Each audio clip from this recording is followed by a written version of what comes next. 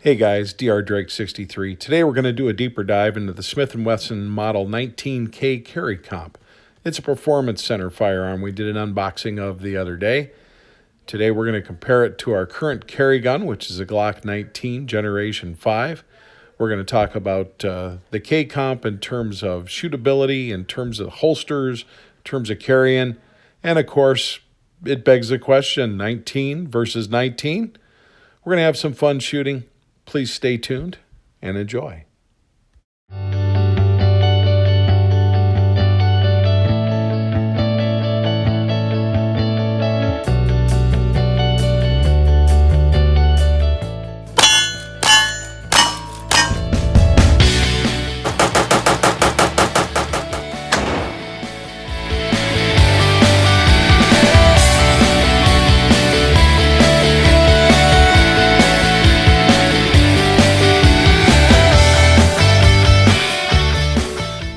Now, just to clarify, I like revolvers more than I like semi-auto loaders.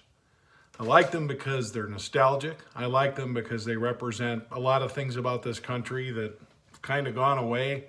I grew up watching Westerns. I grew up watching John Wayne, and I grew up watching Clint Eastwood and stuff like that as well. So, hey, if I could do it, if I could figure out a way to carry this Model 19 all day long, comfortably, I'd do it. If I could find a way to cover this Model 19 all day long comfortably and reload it as quickly as I could reload my Glock, I'd do it. Unfortunately, you can't. And I don't know too many people who can. In a self-defense situation, though, are you going to need 18 rounds? The math and the statistics typically say that you don't. So really, this whole conversation for me comes down to what can you carry comfortable. If you cannot comfortably carry your firearm, you're probably not going to carry it as often as you should. Now, I'm like a lot of you guys that are probably watching right now. My favorite kind of handguns, certainly for looks, certainly for elegance, and certainly for their use going into hunting and longer range type of stuff, is going to be a revolver over a semi-auto loader any day. So one thing that needs to be said when I talk about getting into going to carry a 6-shot 357 Magnum 3-inch barrel revolver is I have to think about what are my advantages now, and am I just really doing it to be nostalgic and because I like it, or am I doing that because it's a better self-defense choice? It's really important to answer those questions. And again, when we look at ballistics, yes, the 357 Magnum will do things that the 9mm won't do. But within the realm of defending yourself in a legal self-defense situation at legal distances, so forth and so on, what does it do that the 9mm won't do? Well, it's gonna hit with some higher power. It's going to, depending on the type of bullet you put on it, it's going to potentially expand a bit more than a 9mm plus P.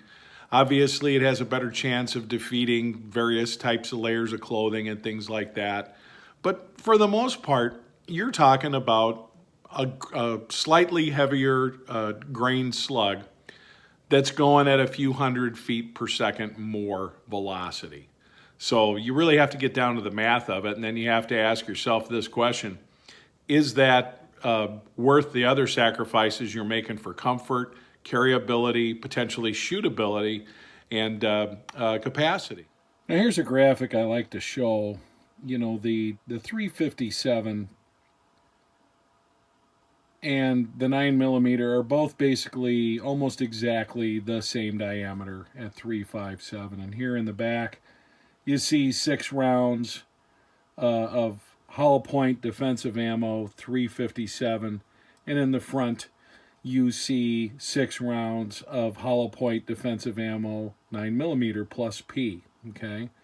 So, without a doubt, you can just tell by the case length and the back and everything else, the 357 has got more punch.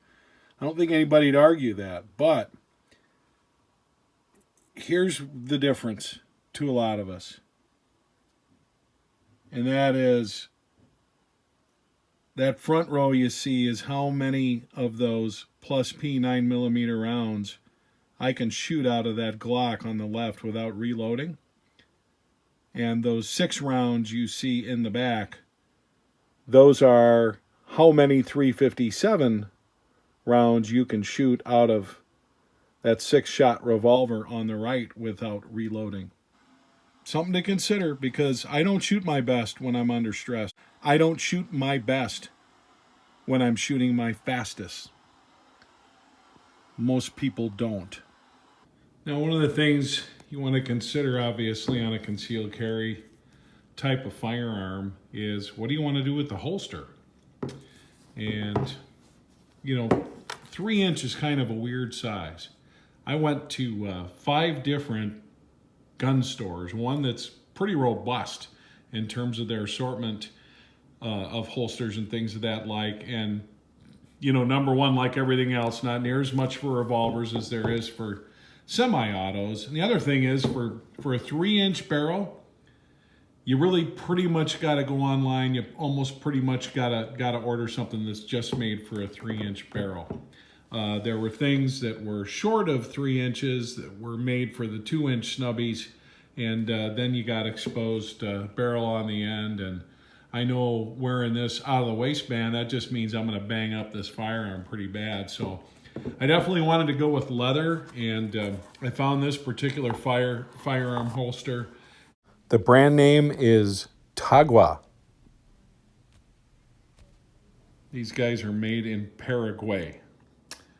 But I must say that this is a nice fit for the firearm, and ends up being, it's made for 4-inch, so it's about 1 inch more than you need.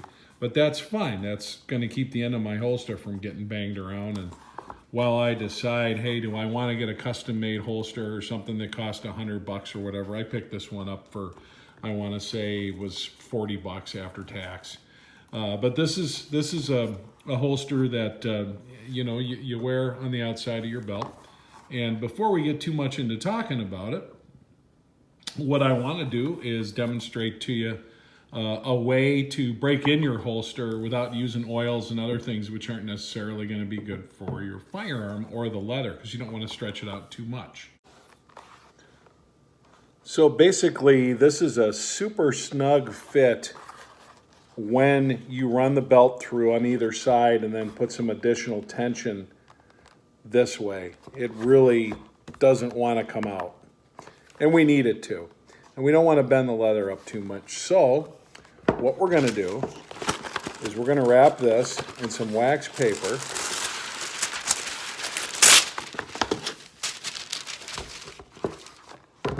Just wrap it around a couple times.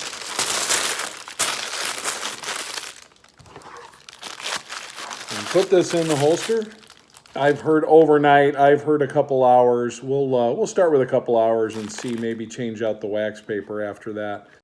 I've seen this talked about a number of times before with leather holsters.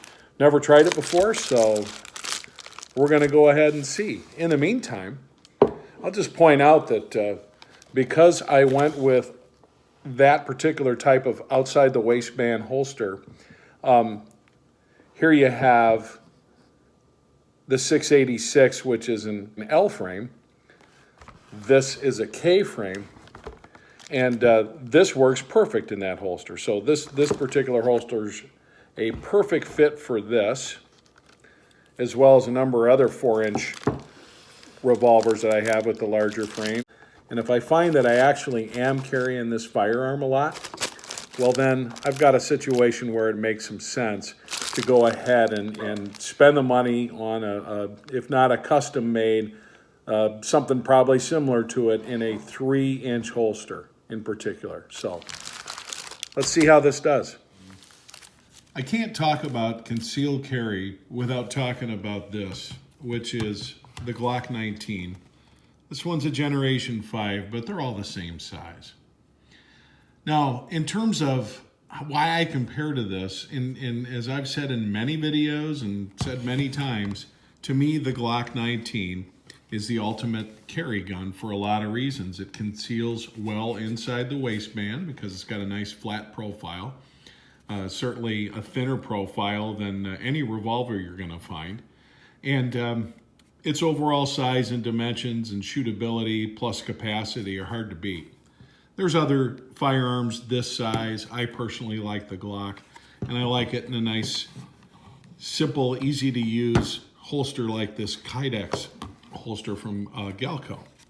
Now, in terms of shootability, you also have to compare that. It's important to realize that with plus P ammunition, this particular firearm in most cases is going to defend you every bit as well as this particular firearm, or at least I should say this caliber. And then it comes down to the same old things. Which one's easier to carry? Which one's got a slimmer profile? Which one's weighs more or less when it's fully loaded? And which one are you more apt to comfortably carry? And you combine all that with how well you shoot them, and it's kind of a tough call to say, hey, I'm going to leave this at home because I like revolvers better. And I think that that's one thing that's important to remember about revolvers. I mentioned I'm somebody that does not like to print. Here I am now concealing the Smith & Wesson K Comp. So, you know, you can see how it rides. It's basically at about a 3 o'clock position, and can adjust it a little bit, but that tends to work out pretty good. But as you can see, this is what we're looking at with this particular firearm. Here it is on the draw. Now doing a comparison now with the Glock 19, I carry this at about 4 o'clock, and it's a bit canted, and you can see how that fits in. This actually is closer to 3 o'clock here in this view. But again, you can kind of see, am I printing? Does it show? You be the judge for yourself. Here we are in the draw.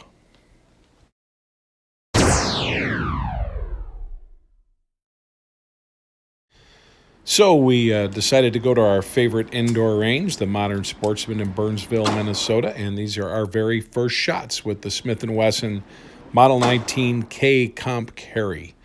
So you're seeing that there's not a lot of kick to this thing. The ported barrel helps a lot.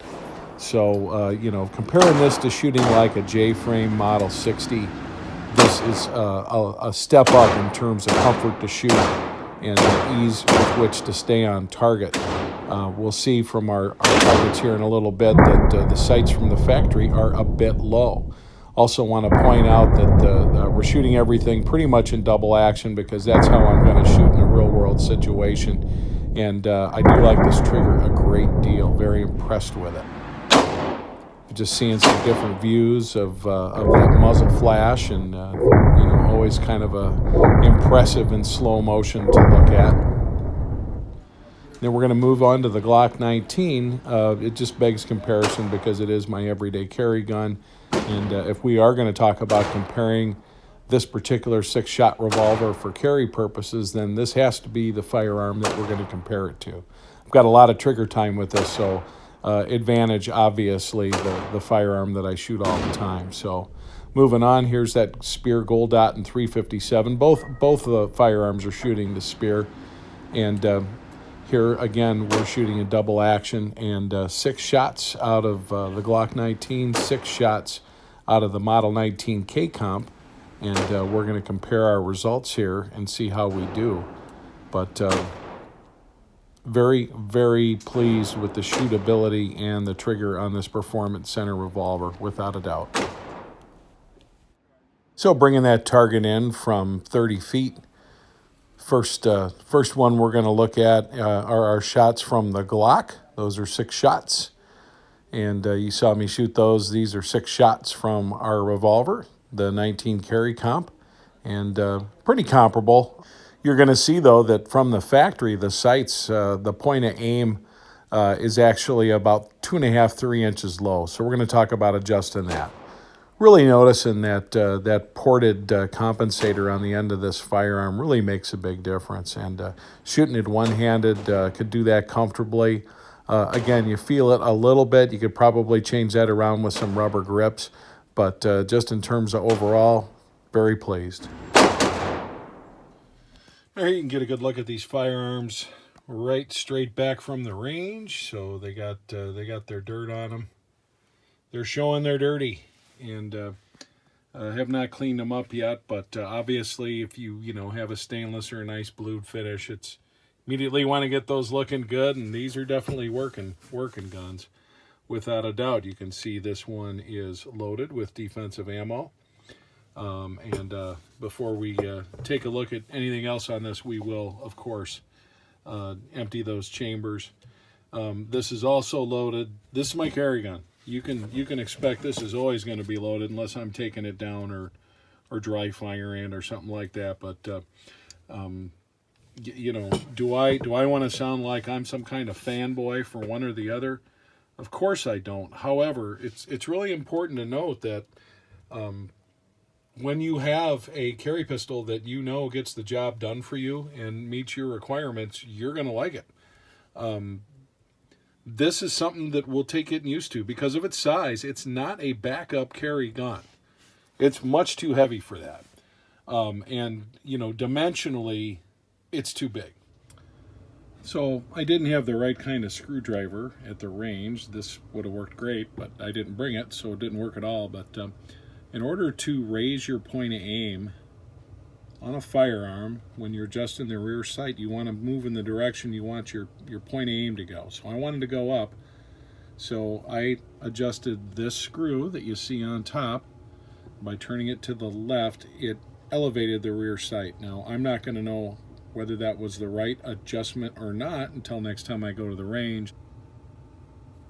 Taking a look at this too, you're going to see a little bit of an area in here where you're going to get buildup of fouling, and that's where this basically built-in compensator extends past the end of the barrel. So it says a 4-inch barrel, but it's actually not. The barrel stops at the end of the sight, and then you have this compensator. I would say that the compensator did its job. This was not flippy at all. Obviously with these smaller grips and a shorter barrel, this did have a lot more felt recoil than some of the bigger 4-inch and up magnums with the full-size grips, and certainly the 6-inch, but definitely night and day versus shooting the Model 60. So I'm going to have to say that it is a better firearm for shooting in that standpoint. But shooting powerful 357 mag rounds, you will feel it. So earlier we talked about wrapping the firearm in some wax paper and leaving it in the holster for a while. I did that for a couple hours and then actually wore it in the holster, moving around for a few more hours, and took it to the range and so forth. And I'm glad to report that it does indeed come in and out of the holster a little bit easier. Okay, you don't want it to fall out or anything, but it was just way too tight, and now it's a lot easier to pull in and out. Now when you strap this on, you're gonna tighten that up a little bit, okay? But it just works a lot easier now. So that's a positive, is a good tip. I've seen people talk about that before. I definitely recommend that with a new holster, and it will not mess up your gun. And a little bit of the wax will work its way into the holster. And I don't know all the chemistry specifically of why it works, but it does work, and it works pretty well. So this holster now is ready for use not only with this particular firearm, but with all my other K&L frames in 4-inch or less. So we'll have to see about, what do we want to do about this extra inch. I'm not aware of them making this particular holster in a 3-inch. Like I said, do I want to get into custom-made stuff like that? I don't know. We're going to see. But they're out there. You can get good ones. And anybody has any recommendations on a good 3-inch concealed carry type holster out of the waistband that doesn't cost an arm and a leg, I'd love to hear about it. I'm not into the paddle style holsters, so I'll let you know that. I just don't care for them. Some of the ones, I know Galco makes some nice ones, but I just don't like that, and I think that they you end up printing a lot more than you want to as well, just by the way they're set up. So just a few final thoughts to wrap up. I definitely think that this is a fine firearm.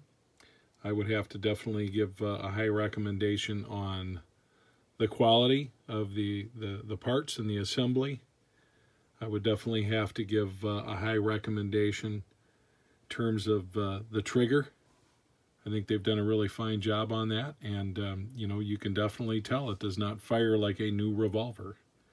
You know, can I make any kind of specific, definitive statement about this as a carry gun versus this Glock 19 or any kind of firearm right now? No, I haven't really carried it.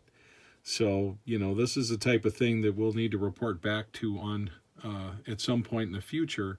I would have to say that in order to give this a fair shake, I'm going to have to just go ahead and get in the habit of carrying this. It's not going to replace this, guys. It's just not. This is trusty. This is something that, you know, people talk about. Well, revolvers will jam. I have thousands and thousands of rounds through this and not one single failure of any kind. So I don't think I'm going to buy that statement that revolvers will jam. They can, but depends on the revolver, I guess. But as far as this right here, I think it's a fine firearm. It's going to take a little bit getting used to. It does not shoot as nicely as say a 4-inch 686. It doesn't shoot as nicely as a Colt Trooper Mark III and some of the other firearms you're showing.